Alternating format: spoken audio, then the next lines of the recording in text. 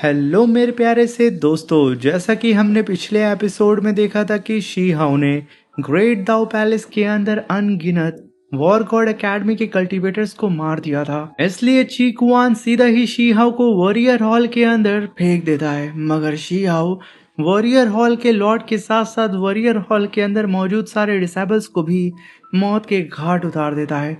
इस चीज को देख के ची कुआन शी हाउ को सीधा ही लॉ हॉल के अंदर लेके आ जाता है, मगर तभी वहां पे वो लोग शी हाउ का कुछ बिगाड़ पाते। शी हाउ उससे पहले ही 10,000 ब्रेकिंग मेथड मार्शल रैलम सील को वहां पे मौजूद वॉर गॉड एकेडमी के कल्टीवेटर्स की बॉडी पे लगा देता है।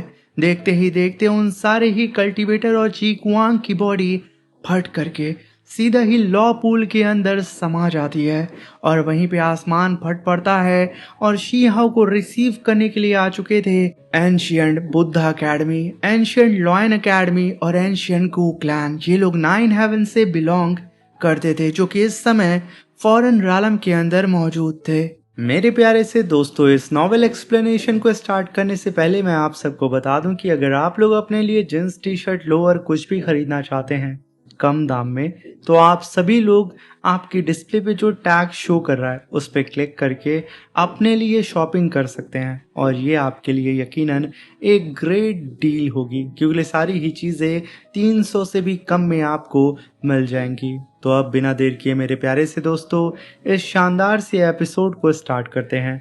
इस एपिसोड की स्टार्टिंग में हमें शी हाउ को दिखाया जाता है, जो कि इस समय गू ट्राइब के कल्टीवेटर के साथ में खड़ा होता है और आने वाला एपिसोड भी गू ट्राइब एंशिएंट मिस्ट्री चैप्टर के नाम से रिलीज होने वाला है, जो कि इस थर्सडे को होगा।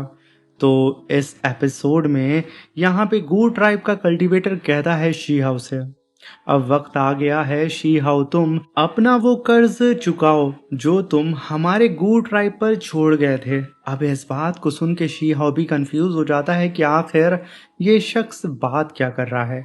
तभी वहां पे गू ट्राइब का वो कल्टीवेटर कहता है कि हमारी ब्लड लाइन कभी 9 हेवन में जन्मी थी। हमारे क्लैन का एक पूर्वज इमॉर्टल किंग रैलम में कदम रखने ही वाला था, लेकिन शी हाउ तुम्हारे स्टोन क्लैन के एंसेस्टर ने उसे जबरदस्ती मार गिराया।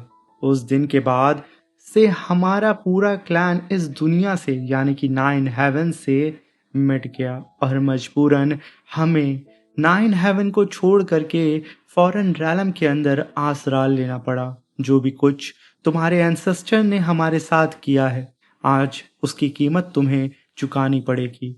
और वहीं पे शी हाउ को देखने के लिए और भी फॉरेन रैलम के कल्टीवेटर्स वहां पे आए थे, यहाँ तक कि लिंगर, यो और बाकी अदर कल्टीवेटर भी उस गू ट्राइब के एरिया में आके खड़े हो चुके थे, जहाँ पे शी हाउ को गू ट्राइब का वो कल्टीवेटर अपने सामने मौजूद एक मूर्ति को दिखाता है और बताता है कि यही वो एंसेस्टर हैं जो कि हमारे इमॉर्टल किंग लेवल पे खुद को प्रमोट करने वाले थे और इन्हें ही तुम्हारे एंसेस्टर्स ने बेरहमी से मार गिराया।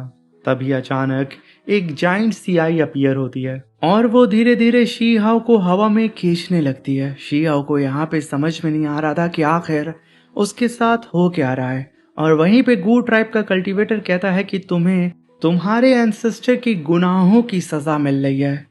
तभी हम देखते हैं कि शी हाउ चारों ही तरफ से अब सीलिंग स्क्रिप्चर से कैद हो चुका था। इस समय शी हाउ को बेपनाह तकलीफ हो रही थी। इनफैक्ट वो अपने आप को कंट्रोल में लाने के लिए गॉडेस लियो की पावर यानी कि विलो ट्री का भी इस्तेमाल करता है और अपनी प्रीमोडियल स्पिरिट को सही से प्रोटेक्ट करने की कोशिश कर रहा था, क्योंकि यहाँ पे ये फॉर्मेशन सीधे ही शी हाउ के प्रीमोडियल स्पिरिट के ऊपर ही अटैक कर रही थी। तभी हम देखते हैं कि देखते ही देखते फॉरेन रैलम के कई सारे कल्टीवेटर्स शी हाउ के सोल के ऊपर यानी कि प्रीमोडियल स्पिरिट के ऊपर अटैक करने लगते हैं। अब इस प्रोसेस की वजह से शी हाउ की बॉडी में उसे बेपनाह तकलीफ हो रही थी। उसकी बॉडी पे क्रैक्स पड़ने लगते हैं और सडन पहली बार जब से शी हाउ फॉरेन रैलम के अंदर आया था, शी हाउ अब बेहोश हो जाता है।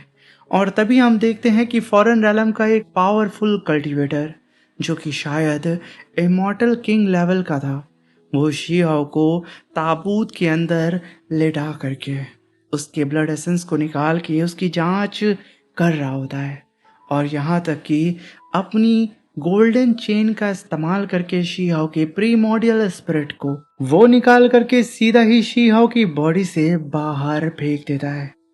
अब इस चीज को देख के नॉवल के अकॉर्डिंग ये है कि फॉरेन रैलम के कल्टीवेटर्स ने शीहाओ की बॉडी पे कुछ हद तक कंट्रोल पा लिया है, और शीहाओ को उसकी जो यादें थी उसे मिटा करके शीहाओ को अपने फॉरेन रैलम का कल्टीवेटर बना लिया है।